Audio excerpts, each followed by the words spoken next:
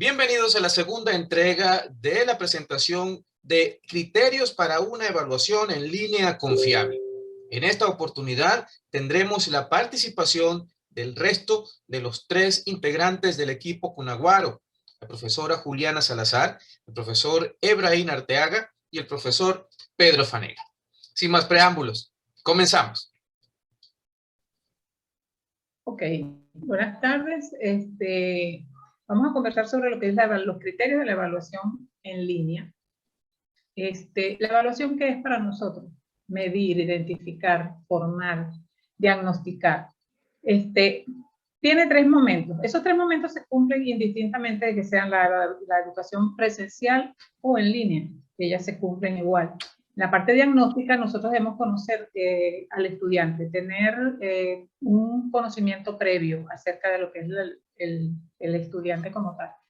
En línea, ¿cómo lo podemos hacer? Revisando sus perfiles, haciendo un test y realizando también una sesión de bienvenida. Luego tenemos la parte formativa, que es cuando ya desarrollamos nuestro contenido. ¿Y qué es lo más importante en este sentido, en este momento?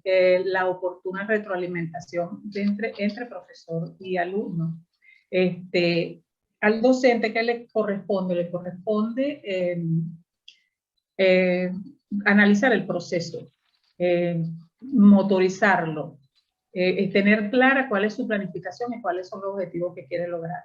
¿Cuáles recursos podemos usar en línea? Los cuestionarios, los foros, las exposiciones orales, las grabaciones.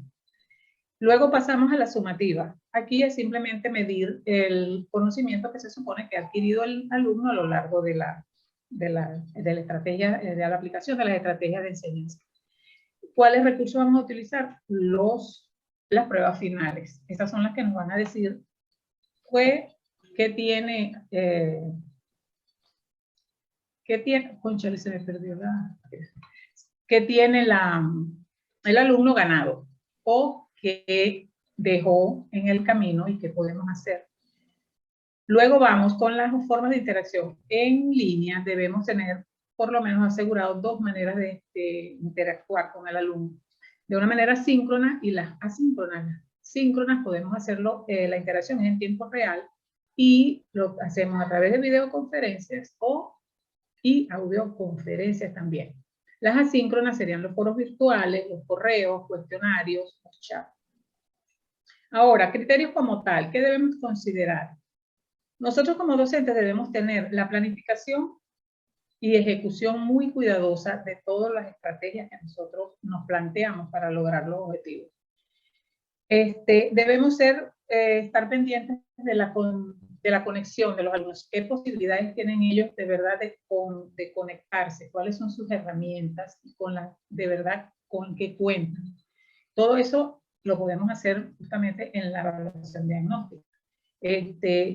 Debemos asegurarnos de la conexión y de sus herramientas, sobre todo para los momentos evaluativos, porque hay que buscar la forma de que el alumno tenga acceso oportuno y en el momento, pues, para desarrollar su evaluación.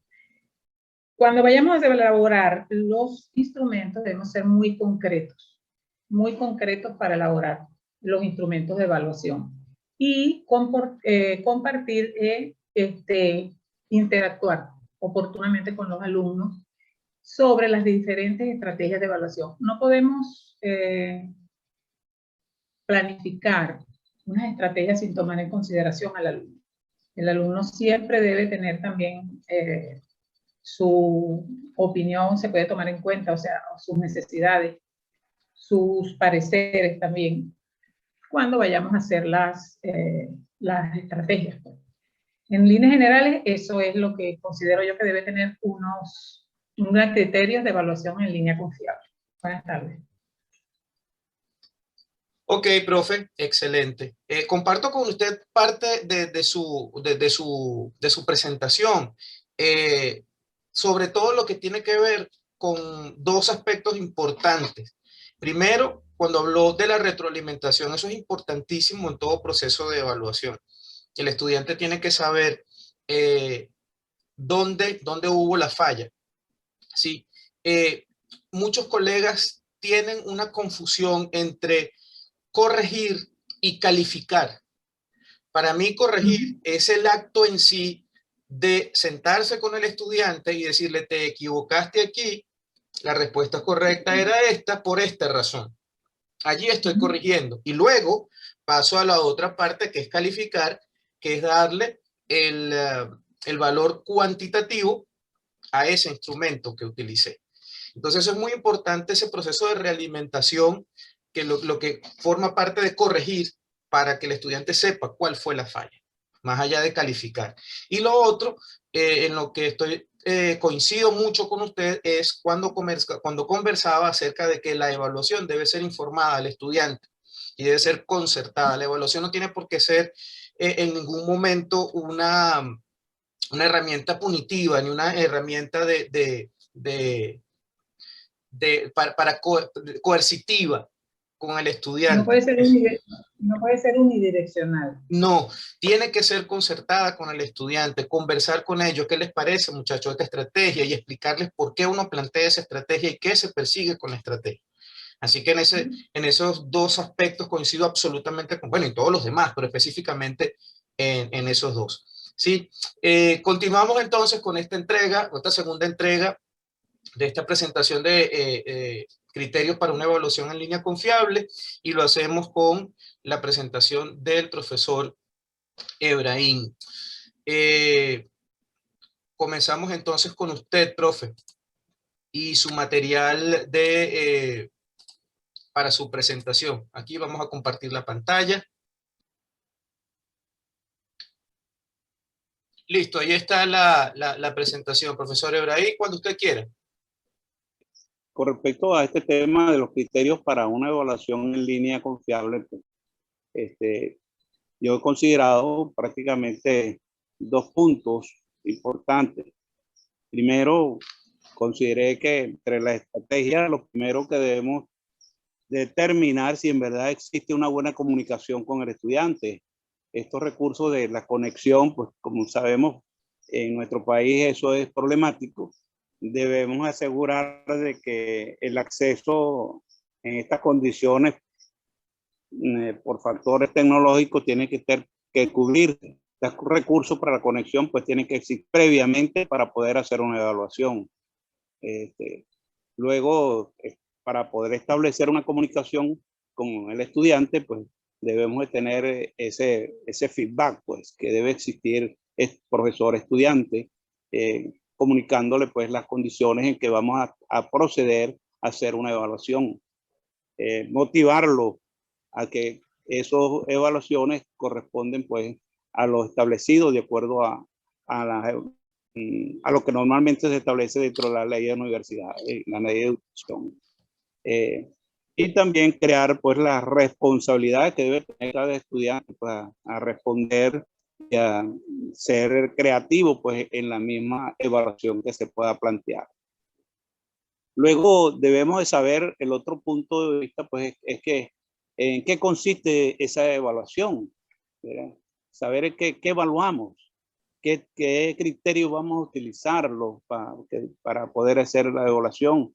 Tal como decía la profesora Juliana, tenemos que tener la comunicación con ellos de manera de concertar con los estudiantes el tipo de evaluación que vamos a hacer, bien sea oral, bien sea a través de un foro, bien sea a través de un cuestionario y en otras formas pues que se pueda tener una evaluación. Analizar bien ese tipo de evaluación para tener un criterio firme de lo que se va a hacer y que el estudiante esté ganado a que se pueda realizar eso. Por supuesto, para poder realizar este tipo de evaluación, bien sea la que hayamos escogido, pues debemos establecer normas, establecer criterios propios de cómo debe hacerse eso, cuál es el seguimiento para poder hacer esa evaluación. Establecer unas normas claras con el estudiante de manera que él sepa pues cuál es su responsabilidad, hasta qué punto poder elaborar, cómo elaborar su evaluación. Y por supuesto, con anterioridad debemos de tener con ellos pues, la información clara de cuándo se va a realizar esa evaluación, qué tiempo debe tener la ejecución de esa evaluación. de acuerdo al tipo de evaluación, porque muchas veces mandamos unos trabajos especiales que tendrán un tiempo determinado, igualmente con los exámenes de un cuestionario que podamos hacerlo, también puede tener un tiempo más corto. Esto pues hay que establecer los tiempos de inicio y de culminación de cada evaluación. Hay que aclararlos con ellos, porque muchas veces el estudiante pues busca la facilidad de agarrar más tiempo lo necesario. Pues. Entonces siempre les corto el tiempo para ejecutar su responsabilidad, su evaluación.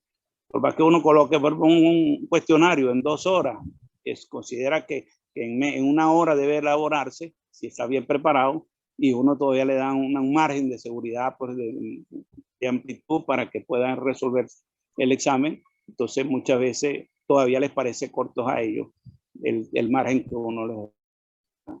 Entonces siempre pues hay que aclarar bien eso, de manera que cuando uno ya hace esa evaluación, viene entonces el criterio de cómo hacer esa corrección, como decía el profesor Marcel.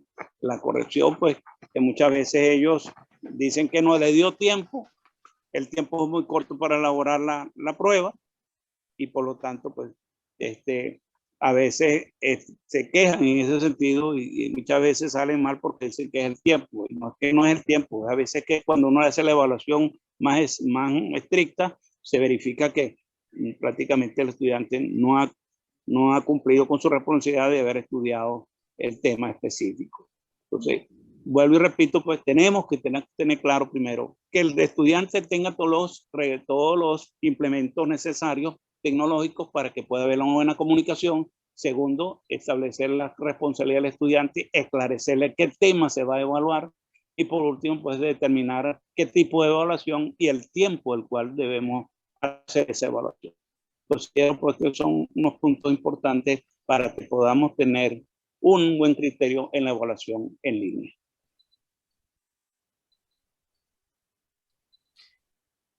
Muy bien, profe, muy bien. Pues yo no tengo nada más que agregar. Estuve leyendo y siguiendo con detenimiento su planteamiento y sí, me parece interesante sobre todo la estructura de cómo debe pensarse el proceso de evaluación. Debe ser estructurado, debe contemplar todos esos elementos que usted mencionaba allí. Bueno, ahora la presentación del profesor Pedro Fanega.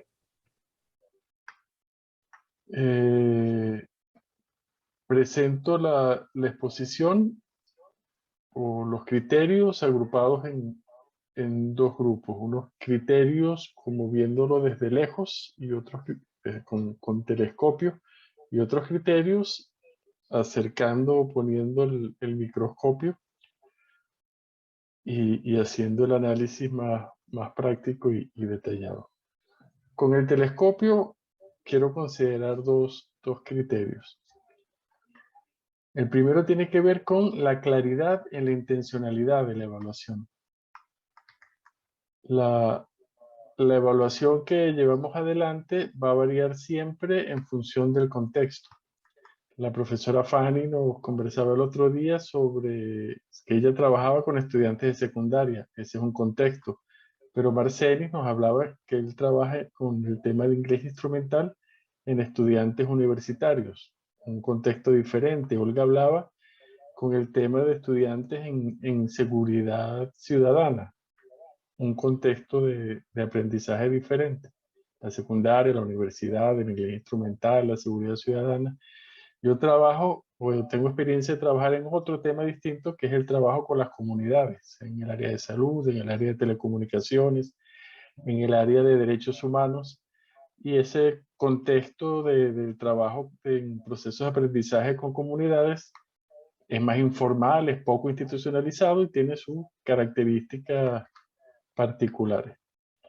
Pero siempre, cual sea el contexto, es importante preguntarnos para qué estamos evaluando, cuál es la intencionalidad que tenemos en la evaluación.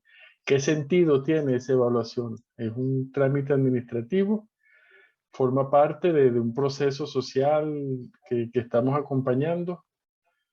¿Qué es lo que está en juego al momento de la evaluación? Es diferente que estemos evaluando para ajustar nuestras estrategias didácticas, o que lo que esté en juego es que el estudiante apruebe o repruebe un semestre, una materia en un semestre, o que estamos evaluando una tesis de grado, entonces ahí es otro peso diferente a una materia, o en un contexto empresarial podría ser que el resultado de la evaluación sea que pierdan un empleo, que se ha aceptado un empleo. Incluso hay contextos en el que está en juego la vida misma. Piensen, por ejemplo, en una licencia de piloto. El piloto va a tener unas vidas en su mano, o la graduación de un médico cirujano. Se le va a dar una licencia para que ejerza la medicina. Es importante tener garantías porque ahí es un juego de vida o muerte. Entonces siempre al momento de evaluar es importante hacerse la pregunta de ¿para qué estamos evaluando? También es importante el momento en que se dé la evaluación. Es diferente una evaluación diagnóstica que nos permita ajustar las estrategias, que apunta más al interés del docente de ver si la estrategia está funcionando o la estrategia más apropiada es otra diferente. Ese sería Y también es diferente una evaluación post-mortem que apliquemos después de un proceso para ver qué aprendizaje rescatamos de ese proceso. Por ejemplo, tras un proyecto comunitario podemos al final detenernos y evaluar no para aprobar o desaprobar una materia, sino para ver en este proyecto, digamos, de teatro juvenil que empezó en una fecha, terminó 2 años después, hacer una evaluación para rescatar qué aprendizajes obtenemos de la ejecución de ese proyecto.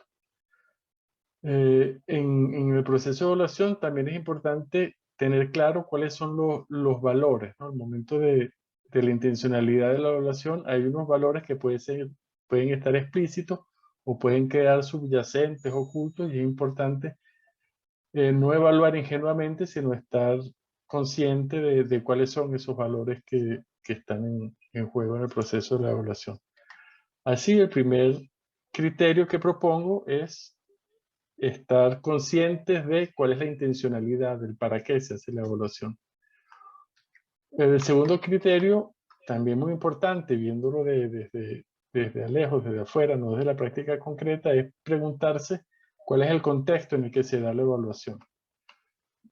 Planteábamos hace un rato que hay distintos contextos. Por ejemplo, una evaluación en una escuela primaria es diferente a una evaluación en estudios de posgrado, o en una institución, en una empresa es diferente la evaluación de los procesos de capacitación del personal a un ámbito escolar o académico. Hay enfoques más tradicionales de la educación, hay otros enfoques más críticos o freirianos, digamos. Así que, según el contexto en el que estemos, la evaluación va a ser diferente. Así que la intencionalidad no la podemos ver en términos abstractos, sino que es importante que la veamos dentro del contexto en el que se están dando. ¿Qué actores están interviniendo en el proceso? ¿Cuáles son las relaciones que se dan entre esos actores? ¿Cuáles son los intereses que se están moviendo en ese ámbito? Y eso es muy importante porque no se pueden copiar y pegar los criterios que funcionen en un contexto para otro contexto. Cuando nos planteamos criterios para un contexto determinado, no van a servir automáticamente en un contexto diferente. Incluso dentro de una misma institución, dentro del mismo proceso social, unos criterios que funcionaban para el año, digamos, 2018, no van a funcionarnos para el año 2021 en contexto de pandemia. Entonces, ni de un contexto a otro, ni siquiera al interior de un mismo proceso se pueden congelar los criterios, sino que requieren una revisión continua. Así que al hablar de la confianza en la evaluación en línea, hay que preguntarse, bueno, pero ¿en qué estamos desconfiando? ¿Y en qué realmente sí confiamos? ¿En qué estamos creyendo? ¿Por qué estamos apostando? ¿qué es lo que estamos profesando ante los estudiantes como profesores que somos? ¿A qué estamos apostando? Todas estas preguntas, tanto de la intencionalidad como del contexto donde está ocurriendo el proceso de evaluación, es importante tomarlos en cuenta al momento de diseñar un proceso de evaluación. Ahora, ya no en esta perspectiva, digamos, más global, más visto desde lejos, acercándonos a los criterios más particulares, más en la práctica, yo propondría como criterio trabajar más que con aproximaciones desde lo cerrado, irnos hacia lo abierto, ¿no? Es mucho más complejo trabajar con preguntas abiertas en las evaluaciones. Siempre un cuestionario va a ser más fácil de corregir, incluso ahorita son automáticos la evaluación de los cuestionarios en los nuevos entornos virtuales de aprendizaje. Pero cuando llenamos un aprendizaje, poco aprendemos como profesor y durante la realización de la evaluación poco aprenden los estudiantes también. Así que mi apuesta es que es mucho más enriquecedor hacer el esfuerzo por trabajar con preguntas abiertas, porque en diálogos aprendemos todos, aprenden los estudiantes durante el proceso de la evaluación, pero también aprendemos nosotros como docentes. Ese intercambio de saberes produce una generación de conocimientos que siempre va a ser enriquecedor, porque ahí conjuga la experiencia práctica de cada uno de los que están participando, desde contextos diferentes, desde experiencias de vida diferentes, con conocimientos cada uno distintos, y en ese encuentro de conocimientos, en ese diálogo, en ese debate, siempre va a ser mucho más enriquecedor que de otra manera. Incluso en procesos a través del tiempo, durante un proceso de aprendizaje, al existir distintas coyunturas, el contexto varía y nuestra posición ante ese contexto varía, y ese diálogo entre el contenido del proceso educativo, del proceso de aprendizaje, y el contexto en el que se está dando, permite un enriquecimiento mayor. Sería importante preguntarnos siempre qué aprendimos, de qué nos sirve en la práctica esto que estamos aprendiendo. Otro criterio sería pasar del texto a la vida. El texto siempre es importante porque un texto termina siendo un registro de experiencias previas que ha tenido alguna validación que lo convierte en un texto académico que lo estemos utilizando para un proceso de aprendizaje. Pero siempre está abierta la pregunta de cómo se come ese texto desde nuestro contexto particular. ¿Qué nos dice ante nuestras experiencias pasadas o qué potencialidades nos abre eso que estamos aprendiendo hacia nuestras prácticas y nuestros esfuerzos futuros? Y en esto podemos aprovechar las posibilidades, las potencialidades multimedia que nos dan estas tecnologías de la información y la comunicación, porque podemos con videos, con audios, incluso con registros testimoniales ir registrando la vida y traer la vida al aula de clase, ¿no? Podemos traernos pequeñas entrevistas, pequeños fotos, pequeños videos que nos muestran en la clase qué es lo que está ocurriendo en la vida, y también estos procesos nos permiten llevar la clase que estamos recibiendo por vía de internet, cada uno en un sitio distinto, en un contexto distinto, permite llevar la clase a la vida y el contexto de cada uno, poniendo a dialogar la vida con los textos de estudio, siempre planteándonos la pregunta de qué estamos aprendiendo y esto que estamos aprendiendo, para qué nos sirve en nuestra práctica cotidiana, nuestra vida concreta del día a día. Un siguiente criterio, el quinto dentro de la lámina de la presentación, es hacer el esfuerzo por pasar del cuestionario cerrado a el análisis de nuestras prácticas, ¿no? Preguntarnos esto que estamos aprendiendo desde lo que hemos hecho en el pasado, qué nos está diciendo, desde lo que podríamos hacer al futuro, qué nos está aportando esto que estamos aprendiendo en tal o cual clase, ¿qué va a cambiar de nuestras prácticas concretas esto que estamos aprendiendo, ¿no? ¿Qué es lo que yo hacía de una manera y ahora, a partir de ahora voy a ser diferente luego de haber tenido el aprendizaje que tenemos acá? También preguntarnos qué nos falta por aprender, ¿no? Si esto que estamos aprendiendo hoy podemos tener la potencialidad de cambiar mi práctica de esta manera, ¿qué otras cosas necesito aprender para que mi práctica cotidiana sea cada vez mejor? Así que para poder llevar este proceso útil, salir de los cuestionarios y pasar a los foros de Moodle, si es la plataforma que estamos utilizando, o a las tareas, que son herramientas que facilitan mucho más llevar la vida, el aprendizaje a la vida concreta de cada uno. Preguntándonos siempre qué es lo que estamos aprendiendo y esto que estamos aprendiendo, para qué nos sirve en concreto. El sexto criterio sería pasar de esa randomización, esa herramienta que tiene estas plataformas virtuales de aprendizaje, a partir de un banco de preguntas, hacer una selección aleatoria de alguna, salir de ahí, eso ya lo adelantaba en su exposición el profesor Marcenis, a contextualizar desde la vida concreta, particular de cada uno, ese aprendizaje, ¿no? Esto que aprendimos hoy, la realidad que vivimos confirma esto que estamos aprendiendo, o hay una contradicción entre lo que estamos aprendiendo y nuestra práctica cotidiana. Ese contextualizar el aprendizaje en la vida de cada uno sería un criterio importante. Así cada persona aporta desde su experiencia, desde su circunstancia, que es única y irrepetible, y podemos reflexionar y aportar desde la realidad concreta de cada uno, en lugar de hacerlo desde abstracciones de textos que pueden haber surgido inicialmente con textos muy distintos a nuestra cotidianidad, venir de Europa, de Estados Unidos, de otros contextos muy, muy diferentes.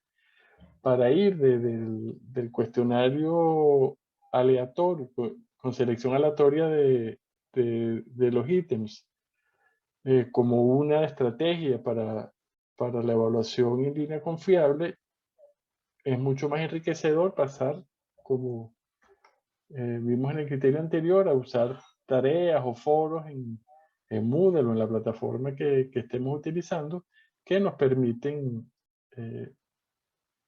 hacer que la circunstancia única de cada uno enriquezca el debate.